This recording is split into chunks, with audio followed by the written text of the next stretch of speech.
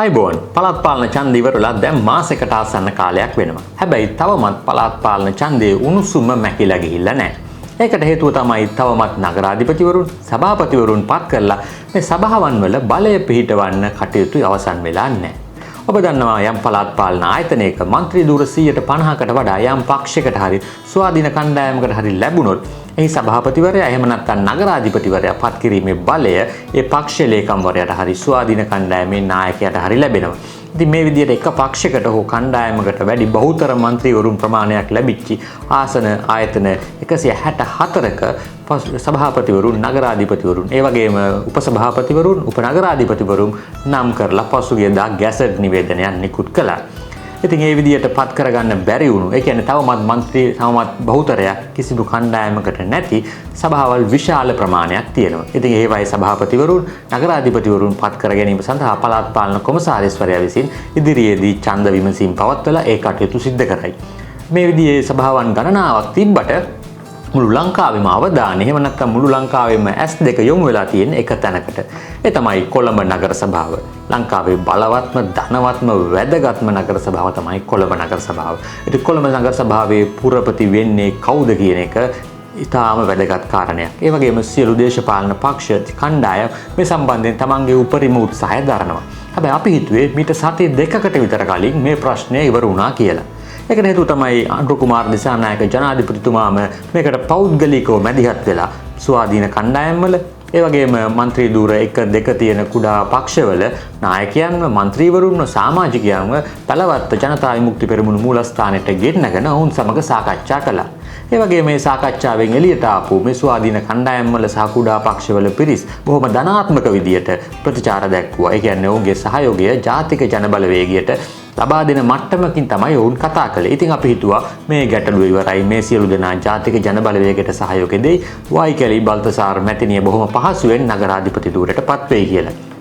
හැබැයි දැන් පේන විදියට විපක්ෂය මේ තරඟය අතාරින්න සූදානම් නැහැ. ඔවුන් පරාජය බාර ගන්න සූදානම් නැහැ. විශේෂයෙන්ම සමගි ජනබලවේගය ඒ වගේම මුජිබුර් රහ්මාන් മന്ത്രിවරයා මේ සම්බන්ධයෙන් දැඩි ප්‍රයත්නයක් දරන බවක් අපිට පේනවා. ඉතින් ඊයේ දවසේත් මේ සම්බන්ධයෙන් විශාල සාකච්ඡා ප්‍රමාණයක් පැවැත්වුණා. මේ වන විට සමගි ජනබලවේගය පාර්ශවයෙන් නගරාධිපති අපේක්ෂකයෙක් නම් කරන්න සූදානම් වෙනවා. ඔහු නිල වශයෙන් ප්‍රකාශ නොවුනට මේ වන විට කටකතා ගිහිල්ලා මේ අපේක්ෂකයා තමයි රිසා සාරුක් කියලා තමයි නම් වෙලා තියෙන්නේ. ඉතින් මේ රිසා සාරුක්ව සමගි ජනබලවේගයේ නගරාධිපති අපේක්ෂකයා විදිහට ඉදිරිපත් කරන්න සූදානම් වෙනකොට එක්සත් ජාතික පක්ෂයේ නියෝජ්‍ය නගරාධිපතිවරයා නම් කරන්න තීරණය කරලා තියෙනවා. ඒ කියන්නේ රනිල් වික්‍රමසිංහ සහ සජිත් ප්‍රේමදාස අතර යම් එකඟතාවයක් ඇවිල්ලා සමගි ජනබලවේගයේ නගරාධිපතිවරයා ඔවුන් മന്ത്രി ධූර 29ක් දිනන් තියෙනවා. ඒ කියන්නේ විපක්ෂ කණ්ඩායම් අතරින් බහුතරය. ඒ වගේම විපක්ෂ කණ්ඩායම් අතරින් ඊළඟට වැඩිම മന്ത്രി ධූර ප්‍රමාණය දිනන් තියෙන එක්සත් ජාතික පක්ෂය ඔවුන් 13ක් දිනන් තියෙනවා. ඉතින් ඔවුන්ගේ කණ්ඩායමෙන් නියෝජ්‍ය නගරාධිපතිවරයා පත් කරන්න මේ වන විට එකඟතාවයකට ඇවිල්ලා කියලා ඊයේ දවසේදී മന്ത്രിවරුන් ගණනාවක් ප්‍රකාශ කළා. ඉතින් මේ විදිහට සමගි ජනබලවේගයත් එක්සත් ජාතික පක්ෂයත් එකතු පමණින් පළාත් නගර සභාවේ බලය පිහිටවන්න හැකියාවක් ලැබෙන්නේ නැහැ. මේ දෙක එකතු වුණාම 29යි 13යි එකතු වෙනවා කියන්නේ 42යි. හැබැයි සභාවේ බලය පිහිටවන්න නම් മന്ത്രി ධූර 59ක් ඕන වෙනවා. ඉතින් අපි දැක්ක පොහොට්ටුව පැත්තෙන් සාගර කරියවසම් හිටපු മന്ത്രിවරයා පොදු ජන පෙරමුණේ ලේකම්වරයා කියනවා විපක්ෂයේ කණ්ඩායම් වලට සහයෝගය දෙන්න උන් තීරණය කරලා තියෙනවා කියලා. ඉතින් අපි හිතන්නේ උන් ජනබලවේගී අපේක්ෂකයාට සහාය දෙයි. එහෙම නැත්නම් නිහඬව හිටියි කියලාත් අපි විශ්වාස කරන්නේ. ඔවුන් ගොඩක් දුරට විපක්ෂයේ අපේක්ෂකයාට සහාය දෙයි. ඉතින් එතරම් മന്ത്രി ධූර 5ක් තියෙනවා. ඊට පස්සේ මුස්ලිම් කොංග්‍රසයට කොළඹ නගර සභාවේ മന്ത്രി ධූර 4ක් තියෙනවා. මුස්ලිම් කොංග්‍රසය කියන්නේ බොහෝ වෙලාවට එක්සත් ජාතික පක්ෂයත් එක්ක සමගි ජනබලවේගයත් එක්ක එකතු වෙලා වැඩ කරන කණ්ඩායමක් හින්දා මේ മന്ത്രിවරුන් 4 දෙනාගේ සහායත් බොහෝ දුරට විපක්ෂයේ අපේක්ෂකයාට ලැබෙයි. එහෙම වුණොත් മന്ത്രി ධූර 51ක් තියෙනවා. හැබැයි තව മന്ത്രി ධූර 8ක් මදි වෙනවා. ඉතින් අපි හිතන පොදු ජන පෙරමුණටත් മന്ത്രി ධූර එකක් තියෙනවා. ඉතින් පොදු ජන පෙරමුණත් ගොඩක් වෙලාවට මේ විපක්ෂ කණ්ඩායම් එක්ක මේ දවස්වල එකතු වෙලා වැඩ කරනවා. අපි දකිනවා ලසන්ත ලගියවන්න, නිමල් සිරිපාල්ද සිල්වා, මහින්ද අමරවීර වගේ කට්ටිය විපක්ෂයේ කණ්ඩායම් එක්ක එකතු වෙමින් වැඩ කරන හින්දා මේ മന്ത്രിවරයාගේ සහායත් ගොඩක් දුරට විපක්ෂයට ලැබෙයි. එහෙම වුණොත් 52ක් වෙනවා. හැබැයි තව മന്ത്രി ධූර 7ක් අඩුයි. ඉතින් මේ മന്ത്രി ධූර 7 සම්බන්ධයෙන් තමයි අපිට විශ්වාස කරන්න බැරි තත්ත්වයක් තියෙන. සර්වජන බලය දිලිත් ජයවීරගේ සර්වජන බලයට മന്ത്രി දුර දෙකක් තියෙනවා. හැබැයි ඔවුන් මොන වගේ ස්ථාවරයක් දරනවද කියන එක තාම පැහැදිලි නැහැ. මුලින් ඔවුන් කිව්වා විපක්ෂ කණ්ඩායමකට සහයෝගය දෙන්නේ නැහැ නගරාධිපතිලා සභාපතිලා පත් කරන්න කියලා. හැබැයි පස්සේ කිව්වා අවස්ථානුකූලව එක වෙනස් වෙන්න පුළුවන් අවස්ථානුකූලව වුන් තීරණය කරනවා කියලා. කොළඹ නගර සභාව සම්බන්ධයෙන් නම් වුන් තවමත් කිසිදු ස්ථාවරයක් ප්‍රකාශ කරලා නැහැ. ඉතින් මේ മന്ത്രിවරු දෙන්නා මොනවා කරයිද කියලා අපිට හිතන්න බෑ. ඊළඟට පාටලි චම්පික රණවක හිටපු අමාත්‍යවරයාගේ ජනරජ පෙරමුණ තියෙනවා. ඔවුන්ට එක മന്ത്രി ධූරයක් තියෙනවා. ඒ වගේම විමල් වීරවංශ හිටපු අමාත්‍යවරයාගේ ජාතික නිදහස් පෙරමුණ තියෙනවා. ඔවුන්ට එක മന്ത്രി ධූරයක් තියෙනවා. ඉතින් මේ മന്ത്രിවරු දෙදෙනා විපක්ෂයට සහයෝගය දෙයිද? අපි හිතන්නේ ඔවුන් කිසිසේත්ම ආණ්ඩු පක්ෂයට සහයෝගය දෙයි කියලා. විපක්ෂයට සහයෝගය දෙයිද? එහෙම නැත්නම් ස්වාධීනව නිහඬව ඉඳීද ඡන්ද ප්‍රකාශ කරන එකෙන් වළකීද කියලා අපිට විශ්වාස කරන්න බෑ.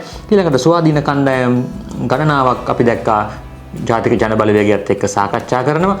ඒ වගේම අපි දැක්කා විශේෂයෙන් මනෝ ගණේෂන්ගේ සහෝදරය වෙන ප්‍රභා ගණේෂන්ගේ නායකත්වයෙන් තියෙන DNA කියන පක්ෂය එහෙම නැත්නම් ප්‍රජාතන්ත්‍රවාදී ජාතික සන්ධානය ඔවුන්ට മന്ത്രി ධූර එකක් තියෙනවා. ඉතින් ඔවුන් නම් ඍජුවම ප්‍රකාශ කරලා තිබ්බා ජාතික ජන බලවේගයට සහාය දෙනවා කියලා. ඒ වගේම ස්වාධීන කණ්ඩායම් කිහිපයක් යම් විදියකින් ප්‍රකාශ කරලා තිබ්බට ජාතික ජන බලවේගයට සහාය දෙනවා කියලා. ඔවුන්ගේ අභ්‍යන්තරයේ යම් අවුල් වියවුල් ඇති වෙලා තියෙනවා. අපි දැක්කා ස්වාධීන කණ්ඩායමක සමාජිකයන් පිරිසක් මාධ්‍ය සාකච්ඡාවක් තියෙනවා. ඔවුන් එක්ක සාකච්ඡා කරන්න නැතුව මේ තීරණ ගත්තා කියලා.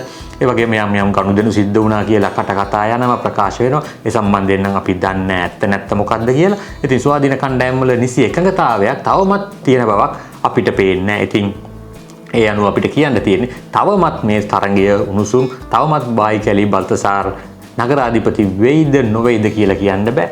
මොකද සමගි ජන බලවේගයේ පැත්තෙන් ඒ වගේම විපක්ෂයේ කණ්ඩායම් වල තරඟය තවමත් ප්‍රබලව ලබා දෙමින් තියෙනවා. ඉතින් മന്ത്രിවරු 59 දෙනෙක්ගේ සහාය ලබා ගන්න කණ්ඩායම තමයි ජයග්‍රාහී කණ්ඩායම් වෙන්නේ. ඒ කණ්ඩායමෙන් තමයි නගරාධිපතිවරයා උපනගරාධිපතිවරයා පත් වෙන්නේ. ඉතින් ජාතික ජන බලවේගයට තව മന്ത്രിවරු 11 දෙනෙක්ගේ සහාය අවශ්‍යයි. උන්ට 48යි තියෙන්නේ. උන් 59කගේ සහාය ලබා ගන්න ඕනේ. ඒ කියන්නේ උන්ට තව 11ක් මදි. ඉතින් මෙතෙන්දි සිද්ධ වෙන්න පුළුවන් දෙයක් තමයි ඇතැම් മന്ത്രിවරු, ඒ කියන්නේ විපක්ෂයේ മന്ത്രിවරු මෙතෙන්ට ආවේ නැත්නම් එහෙම නැත්නම් ඡන්දය ප්‍රකාශ කරන්න ආවේ නැත්නම් එතකොට ඒ පැමිණෙන ගාණෙන් තමයි බහුතරය ලැබිය යුත්තේ. ඉතින් කෙනෙකුට මේ සඳහා සහභාගී නොවි ව්‍යංගාර්ථයෙන් ජාතික ජන බලවේගයට එහෙම නැත්නම් රජයට සහයෝගය පළ කරන්නත් අවස්ථාවක් තියෙනවා. ඉතිහාසයේ එහෙම වෙලා තියෙනවා. අසනීප වෙනවා, අතුරුදහන් වෙනවා. මේ වගේ දේවල් පවා ඉතිහාසයේ වෙලා තියෙනවා. ඉතින් කොළඹ නගර සභාව වගේ බලවත් තැනක නායකත්වය ගන්න, බලවත් තැනක බලය ගන්න මොන විදියේ දේශපාලන සෙල්ලම් ඉදිරි දින කිහිපය තුලද ක්‍රියාත්මක වෙයිද කියලා අපිට විශ්වාස කරන්න බෑ. අපිට තියෙන්නේ බලාගෙන නිරීක්ෂණය කරන්න මොකක්ද වෙන්නේ කියලා.